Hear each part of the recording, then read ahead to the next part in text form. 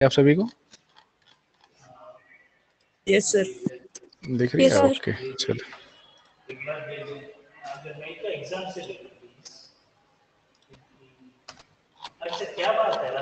तो देखिए graphical representation of data है। मैंने आपको कुछ ना कुछ थोड़ा बहुत बताया था पिछली क्लास में, याद है? तो बार ग्राफ्स होते हैं। बार ग्राफ्स देखे थे आपने, क्लास 6 से पढ़ते आ रहे हो बार ग्राफ्स को, याद है ना? बार ग्राफ क्या होते हैं भाई? ये एग्जांपल यस हमने सर। लास्ट क्लास में डिस्कस किया है हमने। बर्थडे वाला, कौन से महीने में सबसे ज्यादा बर्थडे आते हैं? सर अगस्त में। अगस्त में सबसे ज्यादा अगस्त। बर्थडे आते हैं, है ना? उसके बाद एक्सपेंडिचर का हुआ था, तो फैमिली सबसे ज्यादा किस पे एक्सपेंडिचर करती है? लास्ट क्लास में हमने बहुत डिस्कस किया था। सर एजुकेशन और रेंट पे। रेंट एंड एजुकेशन और एजुकेशन। रेंट पे सबसे ज्यादा खर्च करती है। तो ये ग्राफिकल रिप्रेजेंटेशन है। उसके बाद देखिए आता है कॉन्टिन्यूस इंटरवल में आता है एक चीज, क्या होती है वो? हिस्टोग्राम। हिस्टोग्राम में जब आप बनाते हो बार ग्राफ ही होता है, बट ये सारे के सारे चिपके हुए होते हैं, ठीक है? सारे सारे चिपके हुए होते हैं। जैग्ड लाइन क्या रिप्रेजेंट करती है?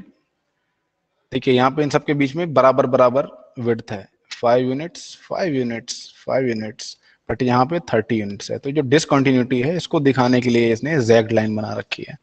ये लास्ट क्लास का ही बता रहा हूँ बच्चों आपको। तो ये देखिए यहाँ पे एक जो मेन लाइन है, देखिए ये बहुत इंपॉर्टेंट है। ये क्या कह रही है? देखिए, area of the erected rectangles are proportional to the corresponding frequencies। जो एरिया है रेक्टेंगल के वो प्रोपोर्शनल होने चाहिए करस्पॉन्डिंग फ्रीक्वेंसीज पे। तो यहाँ पे देखिए जो ट्रायंगल है ये इसका देखिए रेक्टेंगल है, सॉरी मैं अगले उसमें दिखाता हूँ ऐसा, ठीक है? यही हिस्टोग्राम है। तो यहाँ पे देखिए फ्रीक्वेंसी क्या है? 9 है, ठीक है? तो ये देखिए जो इसका जो रेक्टेंगल बनेगा इसका एरिया क्या होगा? पहले तो वो देखो, जो सबसे पहले वाला रेक्टेंगल है इसका एरिया क्या है बच्चों? इसकी जो विड्थ है वो 5 यूनिट्स है और जो इसकी हाइट है वो 9 है, 9 यूनिट्स है। इसकी जो हाइट है ये 9 यूनिट्स है और जो इसकी विड्थ है ये 5 यूनिट्स है। जल्दी से बताओ इसका एरिया क्या आएगा?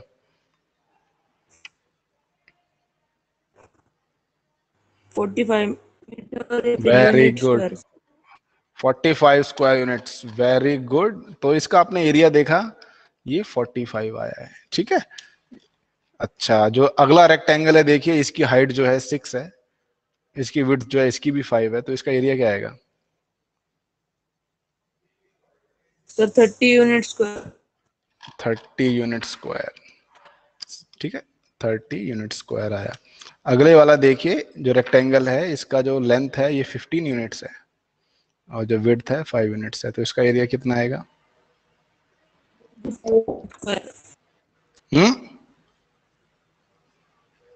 कितना आया? 75 units. 75 unit square, very good, 75 unit square. उससे अगले वाला जो देखिए रेक्टेंगल है इसकी हाइट सिर्फ 3 यूनिट्स है और विड्थ जो है 5 यूनिट्स है, तो 15 क्या इसका यूनिट्स। एरिया आएगा? 15 यूनिट स्क्वायर है ना, 15 यूनिट स्क्वायर। उसके बाद देखिए जो अगला रेक्टेंगल है इसकी जो हाइट है ये 1 है और विड्थ जो है 5 है, तो कितना आएगा इसका एरिया? 5 unit square. अगले वाला जो है देखिए इसकी जो हाइट है 2 यूनिट्स है और इसकी विड्थ जो है 5 है, तो क्या आएगा इसका एरिया? क्या आएगा? सर 10। 10 आएगा भाई, 10 आएगा। तो क्या ये देखिए प्रोपोर्शन में है? क्या 9 और 45 प्रोपोर्शन में है? क्या 6 और 30 प्रोपोर्शन में है? Yes sir. देखिए सब में क्या हो रहा है? कांस्टेंट से मल्टीप्लाई हो रहा है। 9 को 5 से मल्टीप्लाई करेंगे 45 आएगा, 6 को 5 से मल्टीप्लाई करेंगे 30 आएगा, 15 को 5 से मल्टीप्लाई करेंगे तो 75 आएगा। 3 5 जा 15, 1 5 जा 5, 2 5 जा 10। तो yes they are in proportion. पिछले साल हमने किया था प्रोपोर्शन, याद करो, ठीक है? तो ये प्रोपोर्शन में है ये सारे। तो हिस्टोग्राम में फ्रीक्वेंसीज जो होंगी वो, ठीक है, जो फ्रीक्वेंसीज होंगी वो डायरेक्टली प्रोपोर्शनल होंगी एरिया ऑफ रेक्टेंगल्स के, याद रखिएगा, एरिया ऑफ रेक्टेंगल्स के। तो यहाँ पे हमने देखा, हाँ जी, ये देखो सारे के सारे सेम नंबर आ रहे हैं, 5 5 5 5 5। तो ये एरिया जो है और जो फ्रीक्वेंसीज हैं यहाँ पे प्रोपोर्शन में है, तो ये हिस्टोग्राम बन गया। ये चीज याद रखना बच्चों, आगे जो मैं बताने वाला हूँ वहां पे ये यूज होगा, ठीक है? अगर एरिया ऑफ रेक्टेंगल और फ्रीक्वेंसीज में प्रोपोर्शन नहीं है तो आपने हिस्टोग्राम गलत बनाया है, ठीक है, तो ये चीज हमें ध्यान रखनी है। समझ में आई बात? फ्रीक्वेंसीज और area Yes, of sir. Rectangle में क्या होगा? फ्रीक्वेंसीज और एरिया ऑफ रेक्टेंगल में क्या होना चाहिए? डायरेक्टली प्रोपोर्शनल होने चाहिए। ठीक है, अब देखिए अगला एग्जांपल देखिए। यहाँ पे देखिए एक आपको सिचुएशन दे रखी है। क्या दे रखा है? Analysis the performance of two sections of student in mathematics of test. दो सेक्शन के मैथमेटिक्स टेस्ट का परफॉर्मेंस देख रहे हैं कि 100 मार्क्स में से बच्चों के कितने आए। ठीक है, तो दोनों सेक्शन में कुल मिला के कितने बच्चे हैं? टोटल कितने बच्चे हैं दोनों सेक्शन में मिला के? 90 बच्चे हैं। नंबर ऑफ स्टूडेंट्स देखिए नीचे टोटल करके लिखा हुआ है। तो 0 से 20 मार्क्स कितने बच्चों के आए हैं? 7. 7। 20 से 30 मार्क्स कितने बच्चों के आए हैं? 10. 10। 20 से 40। तो यहाँ पे नोटिस करो जो पहला क्लास इंटरवल लिखा है इसका साइज क्या है? What is the class size? पहला इंटरवल दिया हुआ 20, इसका sir. 20 दे रखा है। अगले वाले का क्या है? 10. 10। अगले वाले का क्या है? इसका भी 10 है। 10. इसका भी 10 है। इसका भी 10 है। इसका भी 10 है। और अगले वाले का अबव 100 मार्क्स का टोटल 100 मार्क्स का टेस्ट है, यानी 100 मार्क्स 70 से 100 इसका साइज क्या हो जाएगा? 30. 30। तो यहाँ पे देख रहे हो क्लास साइज अलग अलग है। क्लास का साइज अलग अलग है। तो इसका जब इसने हिस्टोग्राम बनाया तो देखो कैसा बना है। यहाँ पे क्लास साइज ये बड़ा कर रखा है तो ये देखो ऐसे चौड़ा सा बन गया, और ये बाकी पतले पतले पतले पतले जो 10-10 वाले हैं वो पतले पतले बन रहे हैं। यहाँ पे देखिए फिर से एक चौड़ा सा आ गया एंड में। तो यहाँ पे अगर आप इसका एरिया निकालोगे तो 0 से 20 वाले की फ्रीक्वेंसी क्या है? यहाँ पे सर 7 है। फ्रीक्वेंसी प्रोपोर्शनल नहीं होगी एरिया ऑफ रेक्टेंगल की। हाँ, तो यहाँ पे देखिए 7 है। यहाँ पे इसकी हाइट 7 है और विड्थ इसकी 20 है। तो एरिया क्या आएगा इसका? 140। तो यहाँ पे ये प्रोपोर्शन नहीं आएगा बच्चों, ये देखो गलत है। पहली बात तो क्लास साइज जो है इन्होंने गलत लिया हुआ है। यहाँ पे 20 का अंतर है, यहाँ पे 10 का अंतर है, और लास्ट वाले में 30 का अंतर है। तो पहली बात याद रखो हमेशा जब भी आप हिस्टोग्राम बनाओगे क्लास साइज सबका सेम होना चाहिए। समझ में आई बात? Yes, class sir. साइज सबका सेम होना चाहिए। अगर ऐसा नहीं करोगे तो जो ये रेक्टेंगल बनेंगे यहाँ पे इनका जो एरिया होगा वो प्रोपोर्शन में नहीं आएगा। ये देखो प्रोपोर्शन में नहीं आएगा। ये एरिया और फ्रीक्वेंसी में प्रोपोर्शन नहीं होगा, तो इसलिए गलत हिस्टोग्राम माना जाएगा ये। तो इसमें इसको सही करने के लिए क्या करेंगे, इसको हम दो हिस्सों में डिवाइड कर देंगे। 0 to 20 को हम लिख देंगे 0 to 10 एंड 10 to 20, और जो इनकी फ्रीक्वेंसी कंबाइंड फ्रीक्वेंसी दे रखी थी इसको आधा कर देंगे। तो 7 का आधा कितना होता है? 3.5। ठीक है, बच्चे देखो 3.5 बच्चे हो नहीं सकते, बट इस केस में हमें करना पड़ेगा। ठीक है, 3.5 ले लिया इसने, और देखिए इसको डिवाइड कर दिया। और यहाँ पे देखिए 30 इसका साइज था और यहाँ पे ये 8 दे रखे हैं। तो इसका क्या करेंगे, इसको भी हम डिवाइड कर लेंगे 70 to 80, 80 to 90, 90 to 100। तो इसकी फ्रीक्वेंसी 8 है, तो इसको हम 3 पार्ट्स में डिवाइड कर देंगे, 8/3, 8/3, 8/3। 8/3 की वैल्यू क्या आती है? सर 2 बार 2 सही बोल रहे थे आप, 2.6 बार। सबकी वैल्यू यही आएगी। ठीक है, तो इस देखिए इनकी नई फ्रीक्वेंसीज ये डेसिमल में आ गई। तो इसने अगला जो देखिए जो इसने सही से बनाया वो इसने ऐसे बनाया है। उसने यही किया है, देखिए इसको ऐसे बनाया। तो इसने देखिए जो हमने नई फ्रीक्वेंसी इसकी आई थी, इसकी फ्रीक्वेंसी क्या आई थी, हमने 7 को 2 से डिवाइड किया तो 3.5। तो ये देखिए अब ये यहाँ पे इसकी 3.5 आई है, इसकी जो फ्रीक्वेंसी है पूरे की। और इसकी देखिए हमने क्या ली थी, 8/4, 8/4 लिया था। क्या लिया था हमने? 8/3 लिया था, सॉरी। तो इसकी फ्रीक्वेंसी देखिए 2.6 के आसपास आ रही है। इसकी फ्रीक्वेंसी है 2.6 के आसपास, इसकी हाइट हमने कम कर दी है। तो ये ढंग से बनेगा। उसके बाद देखिए एक और रिप्रेजेंटेशन होता है फ्रीक्वेंसी पॉलीगन का। अब ये देखिए जो पिछला बार ग्राफ था जो थोड़ी देर पहले सवालों में था, उसमें देखिए क्या करते हैं हम, जो इनके बार के मिडल पॉइंट होते हैं इनको ज्वाइन कराते हैं। ठीक है, तो ये जो लाइन है ये भी देखिए एक तरह का ग्राफिकल रिप्रेजेंटेशन है। बार को भूल जाओ, बार को हटा दो यहाँ से, बार्स को। ये जो लाइंस हैं ये भी देखिए, ये भी एक तरह का रिप्रेजेंटेशन होगा। ऐसा रिप्रेजेंटेशन देखिए स्टॉक मार्केट का आता है, देखा होगा अगर आपने स्टॉक मार्केट ये का सर आता है स्टॉक मार्केट का। देखा है आपने, frequency polygon. Yes, sir. Yes sir. ये देखो आपको दिखा देता हूं मैं, सर शेयर के प्राइस वो बढ़ते रहते हैं। है ना। ये देखो यहाँ पे आपको दिखा रहा है, ये देख रहे हो, दिखा रहा है Yes, sir. ऊपर नीचे हो रहा है ना। ऐसे इसमें स्टॉक मार्केट में ऐसे ही आता है, ठीक है। तो ये चीज देखो आप, इसका कैसे यूज होता है स्टेटिस्टिक्स में। तो ये सबसे बेसिक चीज है बच्चों, ये लाइन बनी हुई जो आ रही है, इसको क्या कहते हैं हम? Graphic polygon. अरे फ्रीक्वेंसी पॉलीगन, हाँ वो तो पढ़ ही रहे हैं, फ्रीक्वेंसी पॉलीगन है, ठीक है। यस। अच्छा,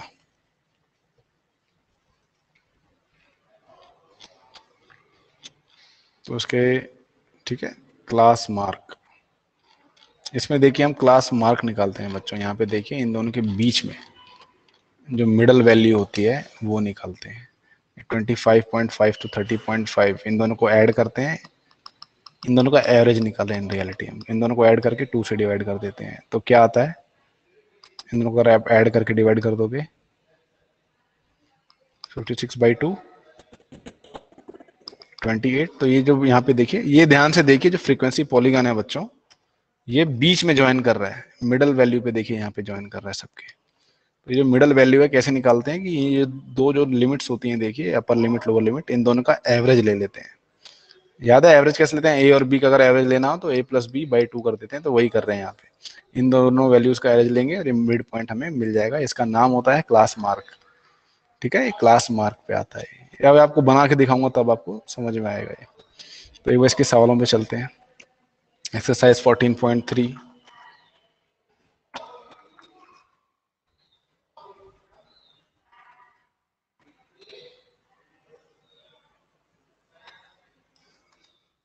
पहले तो ये समझाओ कि ये सवाल कह क्या रहा है बच्चों। एक बार रुक जाओ, इसको मैं सेव कर लेता हूँ।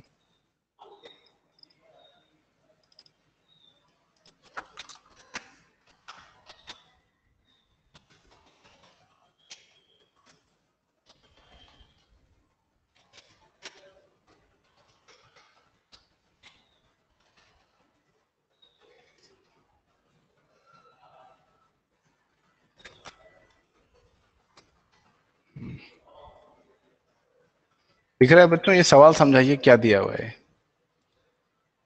सर इस इसमें सवाल में क्या दिया सर्वे हुआ है?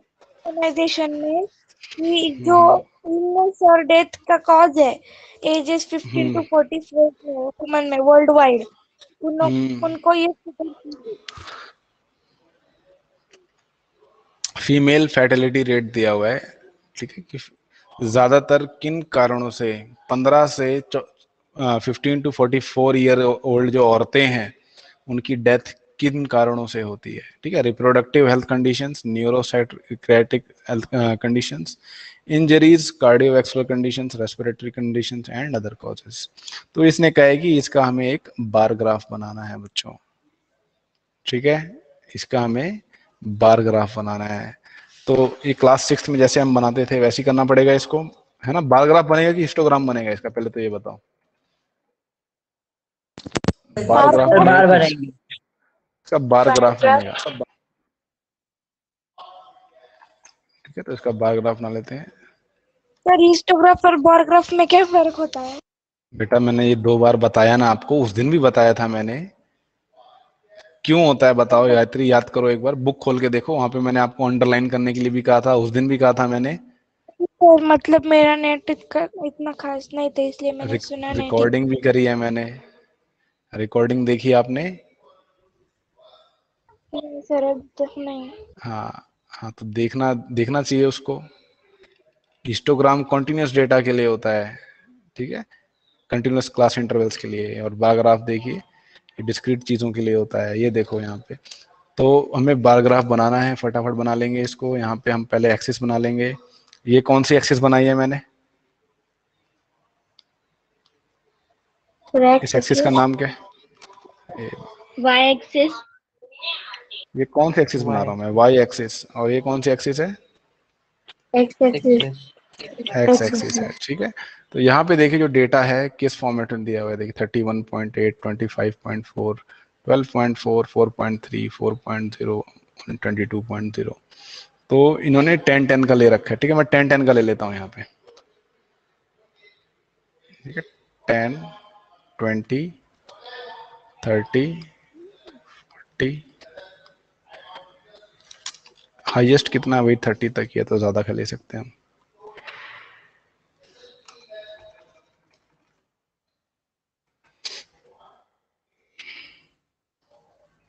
10, 20, 30, ठीक है। यहाँ पे देखिए सबसे पहला डेटा किसका दिया हुआ है बच्चों, सबसे पहला डेटा किसका दिया हुआ है, reproductive health conditions. Health conditions का दिया हुआ है, ठीक है। 31.8। तो इसका मेरे को ग्राफ थोड़ा सा और ऊंचा करना पड़ेगा,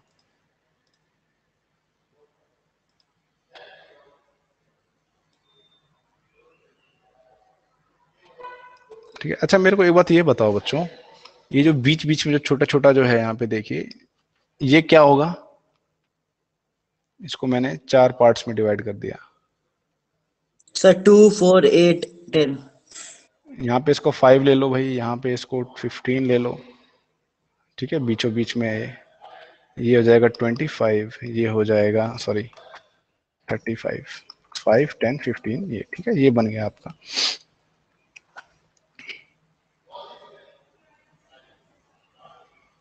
सर 31.0 हम यहाँ पे लिखेंगे इसको, 31.8। तो 31.8 देखिए यहाँ कहीं आएगा, 31 से जरा सा ऊपर इधर 31.8। तो इतना बड़ा हमें यहाँ पे एक रेक्टेंगल बनाना पड़ेगा।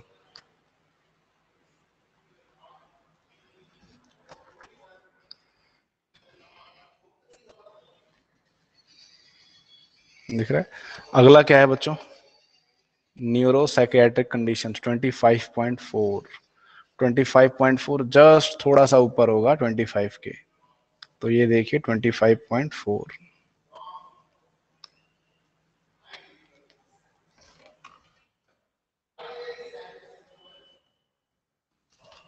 अगला क्या है, इंजरीज 12.4।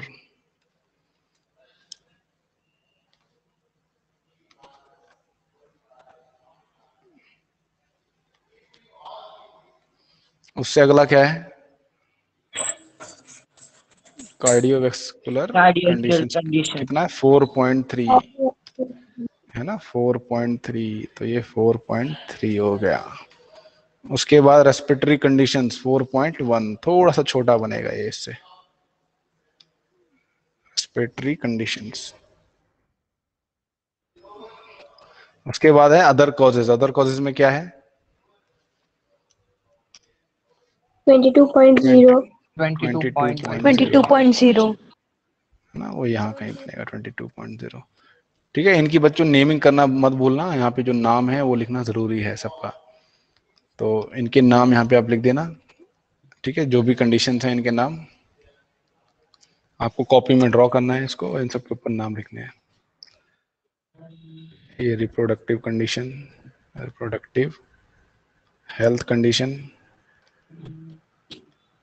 अगला है न्यूरोसाइकियाट्रिक,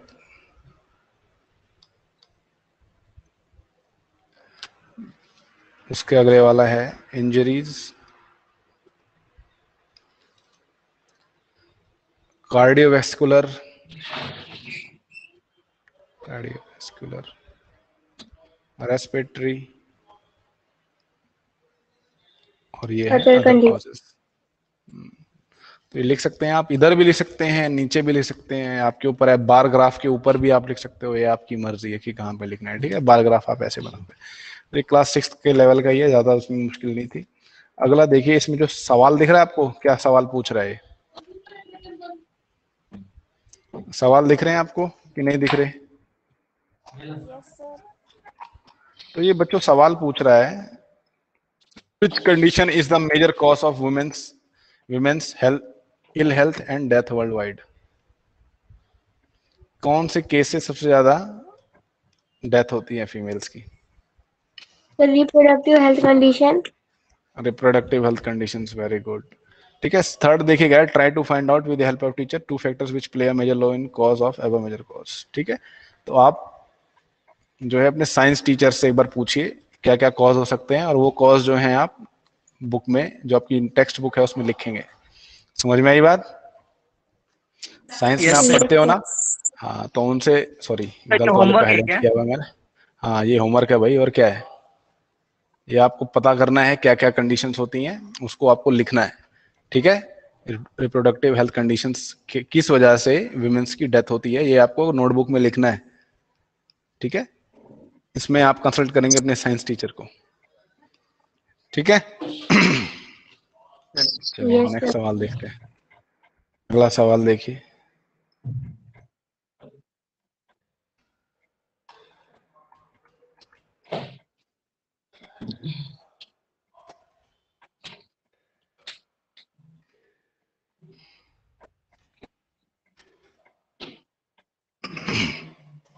ये देखिए क्या दिया हुआ है, बताइए।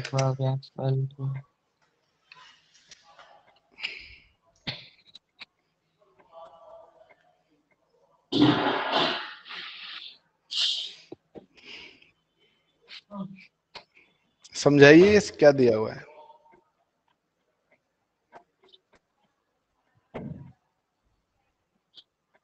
बताइए।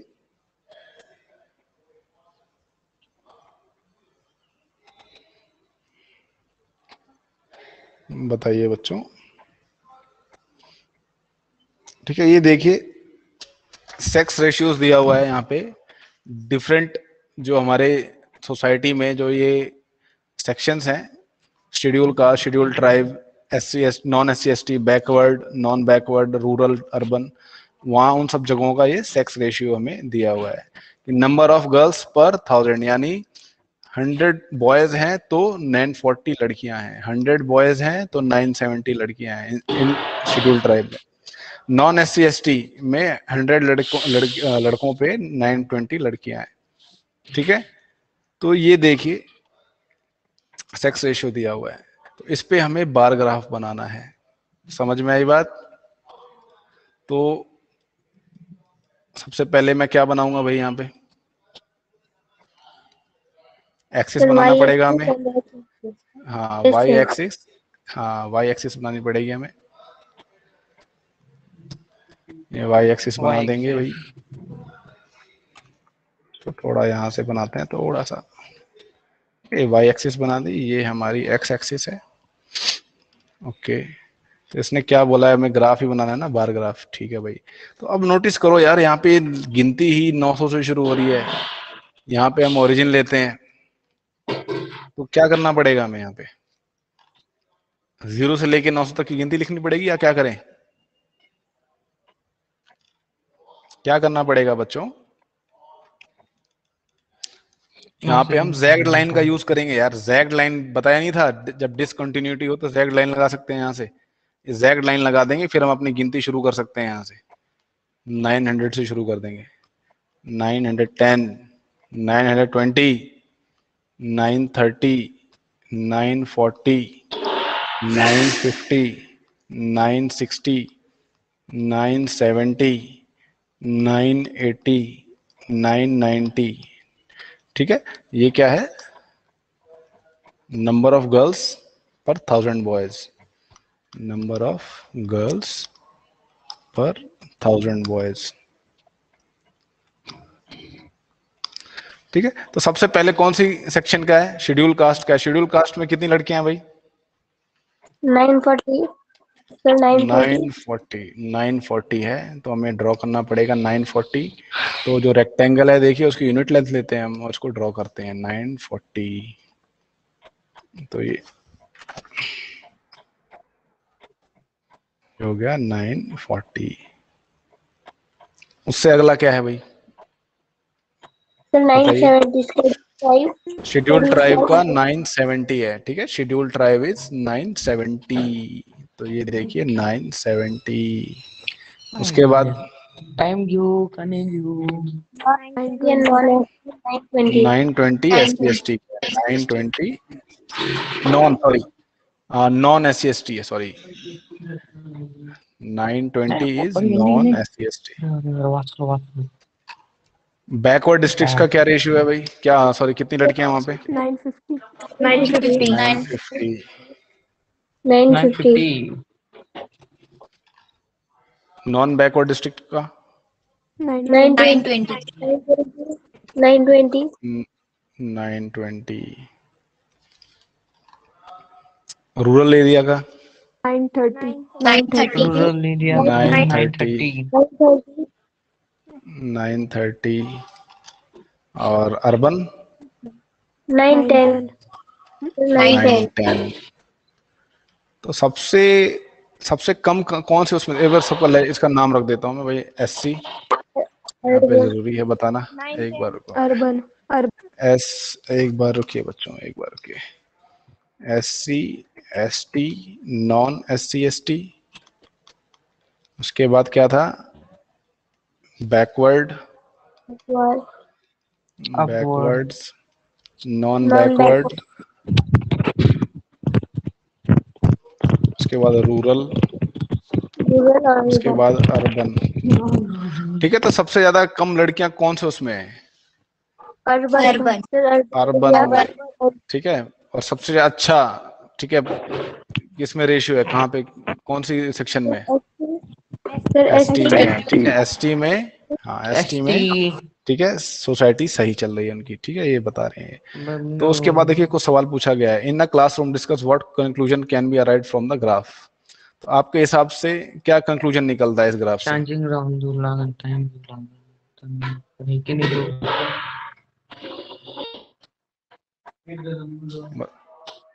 बताइए क्या कंक्लूजन निकलता है बच्चों, बताओ।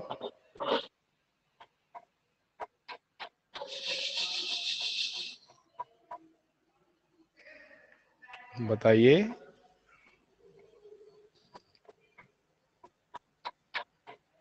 अरे यार SST पढ़ते हो कि नहीं पढ़ते हो आप लोग?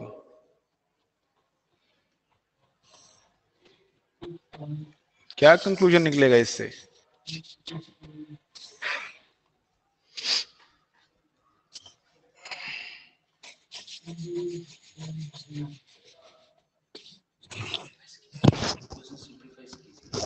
देखो, ये जो अभी हमने जो ग्राफ पढ़ा, यहाँ पे नंबर ऑफ गर्ल्स पर 1000 बॉयज बताया गया, ठीक है। नंबर ऑफ गर्ल्स पर 1000 बॉयज बताया गया कि हर 1000 लड़कों पे कितनी लड़कियां हैं, ठीक है। इसको हम सेक्स रेशियो कहते हैं इन रियलिटी, ठीक है। तो ये जो ग्राफ बनाया हमने डिफरेंट सेक्शन ऑफ सोसाइटीज का, तो यहाँ पे आपको क्या समझ में आया इसको देख के? सर की SC कैटेगरी में ज्यादा लड़कियां है ज्यादा लड़कियां हैं, है ना। और अर्बन देखिए इंडिया कई में आप कम है। कम है, ठीक है। कई जगह देखिए, पहले इंडिया में क्या होता था, फीमेल इन्फेंटिसाइड बहुत होता था। समझते हो इसका मतलब? इन्फेंटिसाइड का मतलब समझते हो? नो सर फीमेल्स को, है ना, पहले कहते थे लड़की पैदा हो जाती थी तो मार देते थे उसको, बोलते थे पहले पुराने जमाने में, यस सर। ठीक है। तो इसलिए इंडिया का सेक्स रेशियो बहुत कम है, यूरोपियन देशों के मुकाबले यहाँ पे उल्टा ही है, मतलब बहुत कम है। तो इसलिए उसी को सुधारते हैं, तो गवर्नमेंट ऐसा डेटा लेती है हमेशा। गवर्नमेंट जो है ये डेटा कलेक्ट करती रहती है हमेशा, जो सोसाइटी है हमारी उसको मॉनिटर करती है गवर्नमेंट की, कहीं ऐसा हो तो नहीं रहा। समझ में आई बात? वो क्या करते हैं, मॉनिटर करते हैं, कहीं सोसाइटी में अभी भी तो कोई ऐसा गलत काम नहीं कर रहा कोई। जब उनको पता लगता है कि भाई इस एरिया में सेक्स रेशियो एकदम नीचे चला जा रहा है, तो फिर वो पता करते हैं कि कहीं यहाँ पे कोई ऐसे काम तो नहीं कर रहा।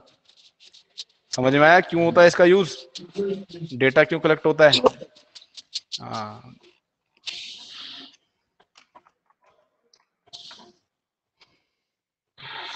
अगला सवाल देखिए भाई, पॉलिटिकल पार्टीज पे। ये बार ग्राफ है बच्चों, ये बार ग्राफ मैं आपको बनाने के लिए छोड़ देता हूँ, मैं बस आपसे ये पूछता हूँ, यहाँ पे देखिए क्या सिचुएशन दी हुई है, जल्दी से बताइए।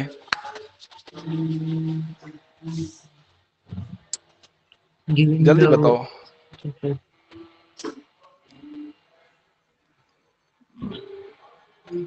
बताइए बताइए, क्या सिचुएशन दी हुई है आपके सामने, किस चीज का बार ग्राफ दिया हुआ है? सर वो पॉलिटिकल पार्टी जीती है और कितने बार वो तो इसका बार ग्राफ आपको बनाना है, आप बना के दीजिएगा। इसमें जो दूसरा सवाल है, कौन सी political party maximum number seats जीत के आई है? सर ए। ए पार्टी को सबसे ज्यादा वोट मिले हैं, सीधा सा सवाल है ये, कोई इसमें कोई दिक्कत नहीं है। फोर्थ क्वेश्चन देखिए क्या कह रहा है। फोर्थ क्वेश्चन इंपॉर्टेंट है हमारा।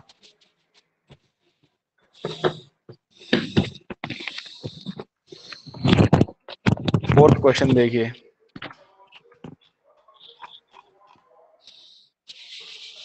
बताइए फोर्थ क्वेश्चन क्या कह रहा है?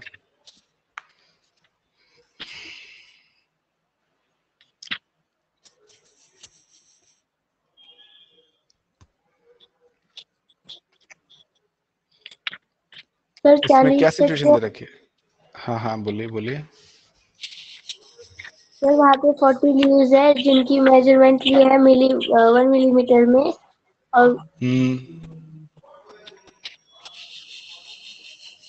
और जो डाटा मिला है वो वहाँ पे नीचे टेबल में दिया। अच्छा, तो एक पौधा दिया हुआ है, उसकी 40 पत्तियां तोड़ी गई हैं, उनका लेंथ मेजर किया गया है। ठीक है, तो ज्यादातर पत्तियां जो हैं उस प्लांट की, उनकी लेंथ क्या है ज्यादातर पत्तियों की? 145 to 153. 145 to 153। 153 की उसकी पत्तियां हैं। तो देखिए यहाँ पे आप देखिए क्लास इंटरवल्स को एक बार नोटिस करो। तो पहला क्लास इंटरवल क्या है?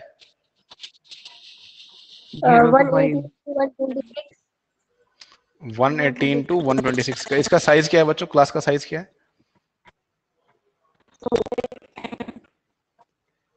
सर 8 8 है यहाँ पे, वेरी गुड। नेक्स्ट वाली जो क्लास है इसका साइज क्या है? 0 to 5. 5 to इसका 10. भी 8 है। इसका क्या है? सर 8। इसका क्लास इंटरवल क्या है? सर उसका भी 8 है। सबका 8 ही लग रहा है मेरे को, है ना? ये सबका 8 है। तो बट ये देखो, क्या ये कॉन्टिन्यूअस है क्या? ये कॉन्टिन्यूअस है क्या ये क्लास इंटरवल? No sir. 126 पे खत्म हो रहा है, 127 पे स्टार्ट हो रहा है, तो हमें इसको कॉन्टिन्यूअस बनाना पड़ेगा बच्चों। तो क्या करो, इन दोनों का एवरेज ले लो, 126 और 127 का एवरेज लोगे तो क्या आएगा? इन दोनों का एवरेज ले लोगे तो क्या आएगा बताइए? So अरे 126.5. 126.5, तो ये देखिए, और इसका भी ले लेंगे, ये 117.5 to 126.5। उसके बाद जो अगले वाला है ये 127 नहीं आएगा, ये 126.5 हो जाएगा ये। और अगले वाले का बताइए 135.5, और वो उसको भी यहाँ पे, ठीक है, ये 135.5। इसको चेंज कर रहा हूं मैं, ध्यान से देखिए, ये 144.5, ये 144.52। अगला क्या आएगा? 145 को मैंने 144.5 तक खींच दिया, इसको क्या आएगा जल्दी बताओ? 153.5।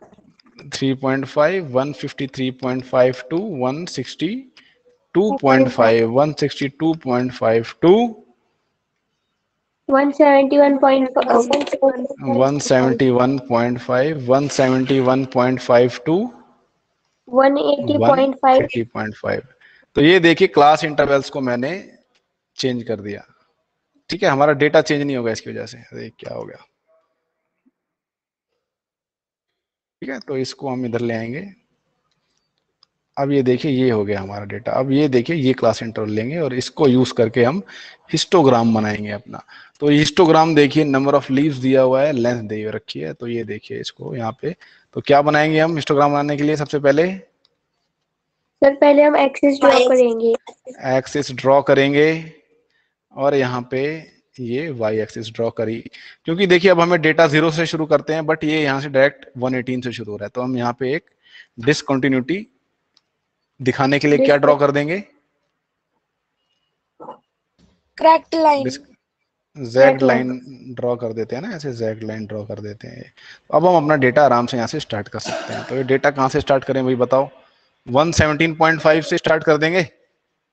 Yes, sir. 117.5। तो ये मैं छोटा छोटा लिख रहा हूँ भाई, जूम करके देख लेना। 117.5। अगला नंबर क्या है देख के अब आप बताओ मेरे को फटाफट, जल्दी बने थोड़े। 126.5. 126.5। उससे अगला नंबर क्या है? जल्दी जल्दी जल्दी। 135.5. 135.5। Very good. 135.5। उससे अगला नंबर क्या है? 140.45.5। 144.5। उससे अगला नंबर क्या है? 153.5. 153.5। ये देखिए कॉन्टिन्यूअस बनाने के लिए हमने इसको ऐसे किया है। अच्छा, उससे अगला नंबर क्या है? 172.5. 162.5। और सर 171.5. 171.5। अच्छा, उसके बाद 180.5। 180.5। ठीक है। हाँ, उसके बाद देखिए ये 3 4 5 9 12। ठीक है, तो हम यहाँ पे शुरू कर सकते हैं गिनती, 0 से ही स्टार्ट कर सकते हैं। 0 1 2 3 4 5 6 7 8 9 10 11 12 13 14। ठीक है, यहाँ पे मैं क्या लिखूंगा? Number of leaves. ये सॉरी, हाँ, नंबर ऑफ लीव्स आएगा ये। और ये क्या है? Length of leaves. Length of leaves in mm। ठीक है, तो देखिए सबसे पहला दिया हुआ है 117.5 टू 126.5। नंबर ऑफ लीव्स, कितनी लीव्स हैं बच्चों इसमें? Three. 3 लीव्स हैं। 3 लीव्स हैं। ठीक है, 3 लीव्स। इसको इससे ड्रॉ करते हैं 3 लीव्स। तो ये देखिए इसकी ये बन गया नंबर ऑफ 3 लीव्स। अच्छा, उसके बाद 126 नेक्स्ट डेटा क्या है? इसकी फ्रीक्वेंसी 5 है, 5 हो जाएगा ये। ठीक है, ये 5 है। उसके बाद है 9 12। वेरी गुड, ये 9 हो गया, ये 12 हो गया, है ना। 5 4 2। 542. 5 4 2। तो गायत्री, आपको कुछ अंतर दिखाई दे रहा है बार ग्राफ और इसमें? कुछ अंतर दिखाई दिया? बार ग्राफ और इसमें कुछ अंतर दिखाई दे रहा है? गायत्री है भी कि चली गई? गायत्री, गायत्री, सर. गायत्री कहाँ है? गायत्री, ठीक है। गायत्री, कुछ अंतर दिखाई दे रहा है बेटा? ये देखो कॉन्टिन्यूस सारे के सारे बार चिपके हुए बनते हैं हिस्टोग्राम में। समझ में आई बात? सारे के सारे जो बार्स होते हैं एकदम चिपके हुए बनते हैं, कॉन्टिन्यूटी होती है इसमें। ठीक है, इसलिए इसको ऐसे बनाए, इसको नाम अलग से रख देते हैं हिस्टोग्राम। ठीक है, क्लास इंटरवल इसने हमें हिंट दे रखा था, पहले क्लास इंटरवल को कॉन्टिन्यूस बनाओ तब कुछ करो। उसके बाद देखिए कुछ कह रहा है सेकंड में, कुछ कह रहा है। क्या कोई और भी तरीका है क्या इसको ड्रॉ करने का? इसको ड्रॉ करने का कोई और भी तरीका है क्या? सर हम टेलीमार्क से भी बना सकते हैं. टेलीमार्क्स? अरे हमें ग्राफिकल रिप्रेजेंटेशन बनानी है। टेलीमार्क्स जो है ग्राफिकल रिप्रेजेंटेशन थोड़ी है वो। फ्रीक्वेंसी पॉलीगन बना सकते हैं क्या हम इसका? Yes sir. फ्रीक्वेंसी पॉलीगन भी बना सकते हैं। तो जो इनके क्लास मार्क्स निकालो फटाफट। क्लास मार्क्स क्या आएंगे इनके? ठीक है, इसको हम फ्रीक्वेंसी पॉलीगन के ढंग से भी कर सकते हैं। तो जल्दी से बताइए क्या हुआ ये? क्या आवाज आ रही है भाई? जल्दी से बताओ क्लास मार्क्स क्या आएंगे इनके? क्लास मार्क्स मैंने क्या बताया था? अपर लिमिट और लोअर लिमिट दोनों का एवरेज। तो जल्दी से बताओ क्लास मार्क्स क्या आएंगे बच्चों? 118 और 126 का एवरेज कितना होता है? 120। कितना होता है? एवरेज पूछा है बेटा, एवरेज। क्लास मार्क्स बोला है। क्या बोल रहे हो? सर सही बोल रहे हो बेटा, 122 बोलो। 122 क्लास मार्क्स 122 आएगा। ये क्या आएगा? अगले वाले का क्लास मार्क्स क्या आएंगे? जल्दी जल्दी जल्दी। 131 131, वेरी गुड। अगले वाले का क्लास मार्क क्या आएगा? 140 140। अगले वाले का क्लास मार्क क्या आएगा? 149 149। अगले वाले का क्लास मार्क क्या आएगा? 158 158। अगले वाले का क्लास मार्क्स 168 68 या 166? 167 सर। 7 आएगा। अच्छा, इसका क्लास मार्क क्या आएगा? 176 176। ठीक है, तो ये देखिए ये सारी वैल्यूज इसके बीच में ही है। ठीक है, यहाँ पे इसको मैं ब्लू से या ब्लैक से लिख देता हूँ। ये देखिए 122 आएगा यहाँ पे। यहाँ पे ये 1 क्या आया था उससे अगला?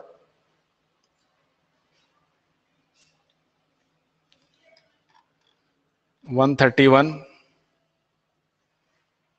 उससे अगला क्या आया था बच्चों? 140, 149, 140, 149,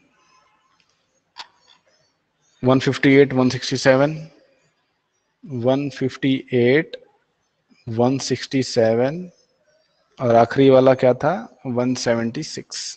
176। है ना? तो ये देखिए अब हमें क्या करना है, ये जो बार्स हैं ये देखिए इनका मिड पॉइंट निकालना होता है। बेसिकली हमें क्लास इंटरवल का मिड पॉइंट निकालना होता है बच्चों। ये मिड पॉइंट निकालने के लिए प्रोसीजर किया है। तो क्या करेंगे, बस हम इनके मिड पॉइंट्स को ज्वाइन करा देंगे। इसके मिड पॉइंट को इससे ज्वाइन कराया, ठीक है, इसके मिड पॉइंट को इससे ज्वाइन कराया, इसके मिड पॉइंट को इससे ज्वाइन कराया, इसके मिड पॉइंट को इससे ज्वाइन कराया, इसके मिड पॉइंट को इससे, इसके मिड पॉइंट को इससे। तो अगर आप अब इसको डिलीट कर दोगे, इसको हमें वैसे हाईलाइट करना जरूरी है। ठीक है, ये देखिए हो गया एक पॉइंट ये, एक पॉइंट ये, एक पॉइंट ये, एक पॉइंट ये एक पॉइंट हो गया, ये एक पॉइंट हो हमारे गया। अरे SUPW अभी रुक जाओ। तो ये हमारा फ्रीक्वेंसी पॉलीगन बन गया ये। ठीक है, ये हमारा फ्रीक्वेंसी पॉलीगन बन गया। ये मैंने बार्स को हटा दिया। इसको आप ऐसे भी रिप्रेजेंट कर सकते हो। समझ में आया? फ्रीक्वेंसी पॉलीगन से भी कर सकते हो आप, इसको पाई चार्ट से भी कर सकते हो। ठीक है, आप ऐसे भी कर सकते हो और ऐसे भी कर सकते हो। समझ में आई बात? ये ऐसे हो। ठीक है, इसको बना के देखना और मेरे को लिख के भेजना। अच्छा, ये अगर लास्ट वाला सवाल बता दो मेरे को, कैसे कर सकते हैं? क्या पूछ रहा है इसमें?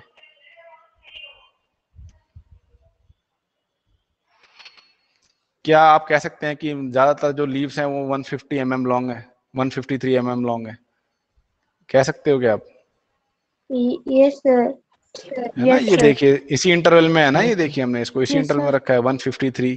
तो यहाँ पे 153.5 तक है, यानी बिल्कुल सही कह सकते हैं, क्योंकि ये इस बार इस क्लास इंटरवल में आता है। ठीक है, बिल्कुल कह सकते हैं आप। ठीक है, यस, इट इज करेक्ट। तो इसको बना के देखिएगा। ये दोनों रिप्रेजेंटेशन आपको बनानी है। पहले बार वाली आप अलग से बना देंगे, उसके बाद ये फ्रीक्वेंसी पॉलीगन बनाएंगे अलग से। समझ में आया? प्रैक्टिस करिए इसकी करने की। Yes sir. चलिए अब आप जा सकते हैं। क्या बोल रहे हो आप? फोटो भेजने निकाल के। हाँ, इसको आप करो, अपनी कॉपी में करिए, उसकी फोटो भेजिए। Okay sir. ठीक है, चलो bye. Bye sir. Bye. Bye sir.